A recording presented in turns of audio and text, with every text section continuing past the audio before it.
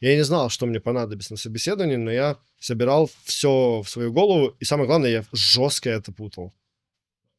Идет собеседование, а он мне начинает задавать какие-то вопросы, где ты как работал, я что-то начинаю, чем ты занимался, я начинаю рассказывать, да, вот занимался рекламой, мы там занимались рекламой казино на всяких киносайтах, она говорит, а на каких? А я такой, ну это NDA. Я, в общем, жестко давил все на NDA. Я даже потом скинул им такую фразу, смотрите, а вот вы меня сейчас спрашиваете о прошлой компании, о цифрах, о конверсии, еще о чем-то, да? А я просто не могу им ответить, потому что я не понимаю, блядь, вообще, что они у меня спрашивают. Я им говорю, если я расскажу об этой компании, это будет некрасиво. Я как дырявое ведро. Ну, то есть у меня же есть подписанная NDA-ка, а я, в принципе, понимал, что такое NDA.